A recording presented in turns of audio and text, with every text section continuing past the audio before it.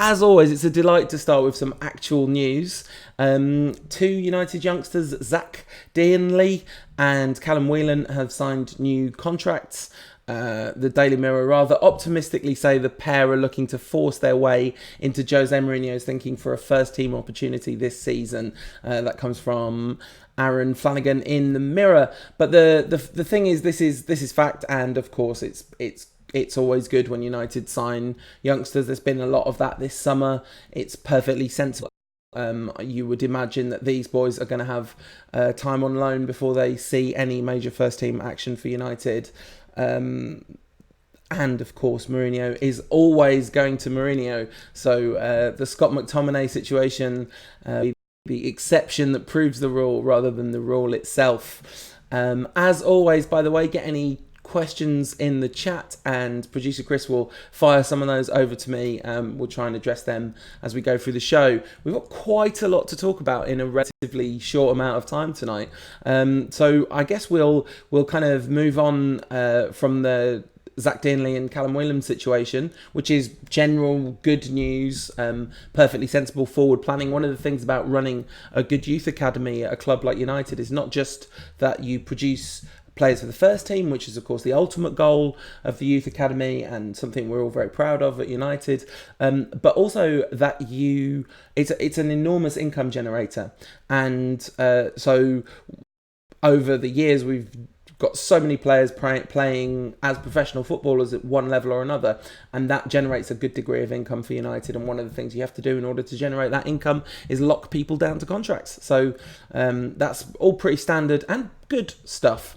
Let's talk about some big name speculation. This is kind of an interesting one. This feels, to me, quite a juicy story, assuming it's all been reported correctly and there's no kind of, here we kind of need the sport witness treatment to get people to translate the original stories and stuff. But Calcio Mercato, a roundup website of Italian football-related news and European football-related news in general, report on a story which comes from El Aguero, which I think might be a radio station from what I did a little bit of cursory Googling before we started doing this. He was asked, Raphael Varane, that is, did I say that already? Anyway, Raphael Varane, the fine French centre-back who's having a wonderful World Cup at the heart of Les Bleus' defence. Semi-finals tomorrow, not nervous at all.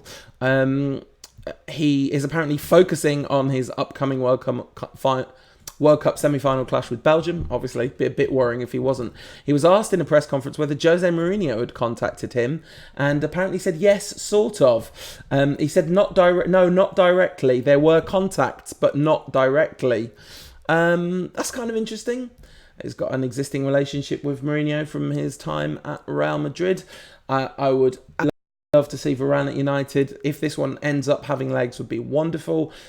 He did talk about Romelu Lukaku, but not in the context of him being a future teammate, but in the context, of course, of him being a rival in Tuesday's game. He said, Lukaku, the strongest forward in the world. And he says, I try to be more complete to annoy any striker. Will Lukaku and Varane be hooking up at Old Trafford next season? Here's hoping they can practice their skills against each other or something like that. Lots of inter-United clashes in that game. What are we going to do about Pogba and Lukaku? They're brothers and friends. They shouldn't be battling out on this stage, but they're going to have to, aren't they? All right, let's talk about the story that I guess is the one that most people care about. Although I think I'd ultimately be happier with Varane signing than this one, but this would be a wonderful signing. I've had a little look back to see if I could find a bit more detail about this. Sport Witness have talked about how the price for Alex Sandro has apparently been dropped. What does this mean? The number that the papers are saying is lower than the numbers that the papers were saying before. So, Tuttosport claimed last week that Sandro had a 25% chance of joining Man United. It's approximately the same chance of England winning the World Cup, which is amazing. But the prize was 40 million euro, which was already a drop on previous claims of 60 million. I remember we were talking about that last time I was here. Tuttosport now say Juve are, in quotes, confident of recovering at least 35 to 40 million euros, and part of that would be reinvested in Matteo Darmian or Juan Bernat. Like, that would mean a kind of 35 million euro move for Sandro, which is obviously a great deal less than 60 million. Starts to make that transfer look really, really appealing, I guess. And yeah, as Sport Witness say, 60 million always seemed high, but 35 million may well tempt Ed Woodward into giving it a whirl. And he can sell the Matteo Darmian in return to recoup some of that cash. Why would Madrid... Ali says, why would Madrid sell to us? Varane is good, but that won't happen. Yeah, that's a perfectly reasonable question. I guess when I see stories like this, I always wonder whether there's something going on behind the scenes, whether the player fancies a move or something along those lines. But I guess Real Madrid might be a bit uncertain about Lopetegui coming in. But yeah, it doesn't really make sense that Madrid would sell Varane to us. Let's face it, we're probably not getting any big names, just team bet players, says Robbie Jones. Well, isn't it interesting? I mean, we're at the stage now of the transfer window where there's going to be a really short gap after the World Cup to get stuff done, because the Premier League clubs all voted to end the transfer window before the league season starts, which is great news in terms of, like, for fans, in terms of understanding where the team's going to go and all that in the season ahead. But it does leave the clubs in a bit of a dilemma right now, because they're going to have to get their business done really quickly, and kind of big name signings are going to be the hardest ones to pull off, obviously, and that just stands to reason, doesn't it? I wonder whether people kind of consider Alex Sandro to be a big name signing, or does he come under the heading of team player? I guess because we've been talking about him a lot this summer. You know, as you talk about players, the bigger when the kind of announced Fred furore was happening, are people really that excited that Fred's signing, or is it just he's a player we've been linked with for a long time, so the excitement grows and then the name brand value goes up? We'll see what happens, but yeah, I mean, I wouldn't be surprised if we sign mostly team players this summer, and that isn't necessarily a bad thing, because we do have a lot of very big names and very big talent in an attacking capacity in the squad. Talking of big names, I'm not sure I would count either of these as one, although this is definitely a long name. So Juventus, this is a headline from Calcio Mercato, says Juventus plot swoop for Manchester United and Liverpool target in 2019.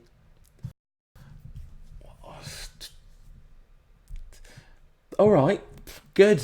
They're going to buy him in 2019. Anyway, this is from Tuttosport originally. We're talking about two Fiorentina players. Nikola Milenkovic, who's been widely tipped to be the next Nemanja Vidic because he's Serbian. And he's been important in the Fiorentina squad, apparently. But then Federico Chiesa, a highly rated star who is apparently wanted by Liverpool, Manchester United, Manchester City, among other clubs. I mean, this is not a story. I'm not saying it won't happen, or Juventus won't sign him, or it hasn't been on some list at United or whatever, but this is just put Manchester United name and player name in headline and stuff happens. People click on it. I don't really... I mean, were we ever really in for him? When you're seeing Liverpool, Manchester United and Manchester City all listed next to each other, you know this is clearly a player on a lot of people's radars. It's not like, oh, he's just about to sign for United and Juventus are swooping in like an old lady and getting him, picking him up and putting him under their arm and swanning off to Turin. Anyway, yeah, I'm not 100% sure why we're really even calling that a story. Now, this one, who knows, but this one is actually a story of some kind. Hirving Lozano, who has had an excellent World Cup, is exactly the kind of player who you would fully expect to be linked to Man United, given he's previously been linked to Manchester United. Back in the day when I was on Twitter, I once got a direct message from a Mexican journalist asking me if I had any contacts at the board at Manchester United who could verify whether this was a real story or not. I do not have any contacts at the board at Manchester United, but it was a fun moment nonetheless. Hirving Lozano, I think, had an absolutely brilliant World Cup. I thought he was Mexico's best player in an attacking capacity by an absolute mile. I guess that's not particularly original thought, but it certainly seemed to be the case. He looked like the player who was going to make something happen, and of course against Germany he really was the player who was going to make something happen. So this report, we're getting it from Sport Witness, who are reporting on a report from a place called TMW, Tutto Mercato Web, and they are reporting that the Premier League club Manchester United are prepared to make an offer of €40 million for Lozano. Now, for Mexico, of course, Lozano played on the left wing. I'm not sure.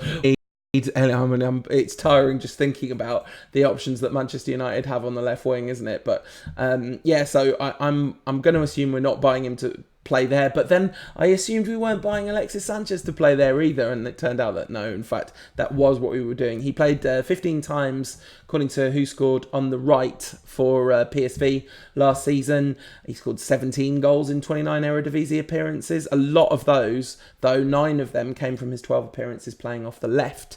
It's interesting, so I wonder whether he's a bit like Sanchez in that he prefers to play off the left. Now, as Sport Witness say, fans of Manchester United will know it's been reported several times that we're close to Lozano without a move happening. Yeah, absolutely.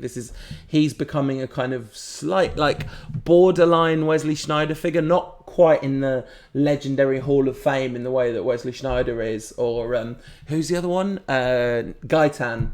Like, he's not quite at Gaetan levels there, but he's approaching Gaetan levels, and then eventually might get to Sneijder levels in terms of been linked to us. Now, finally, last time I was here, I don't know if you remember this, but I reported on a story that AC Milan's chief executive had said that Leonardo Bonucci was definitely not going to be sold this summer. He was one of the crown jewels and the players that AC Milan were going to hang on to in spite of their financial troubles and their ban from European competition.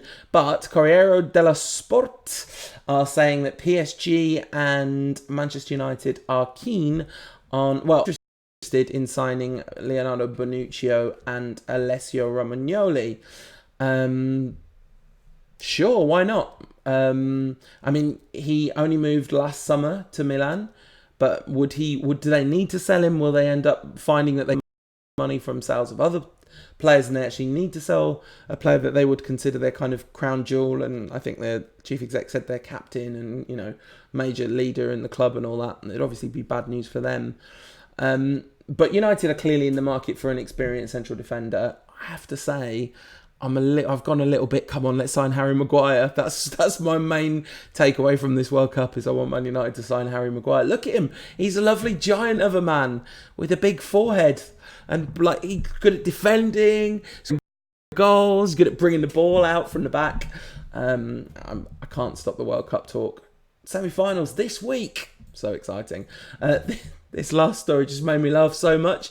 Ole Gunnar Solskjaer, Manchester United hero and one of both the nicest and best players ever to play for Manchester United, has suggested that it will be difficult. This is from the Manchester Evening News. It will be difficult for Molde Wonderkid, Molde, the club in Norway that Solskjaer manages, Erling Haaland, to turn down approach from United. Now, the name Haaland might be familiar to those of you with a passing interest in United's history. His father played for Manchester City and Leeds and had a famous run-in with one Roy Keane that time, because his dad is, of course, Alfie Inge Haaland. Solskjaer said he's probably not the world's biggest Manchester United fan. Something of an understatement, you'd guess. But if they come to the door, there are not many who say no to that. Because I tell you what, Erling Haaland might not be the world's biggest Manchester United fan, but Ole Gunnar Solskjaer just might be.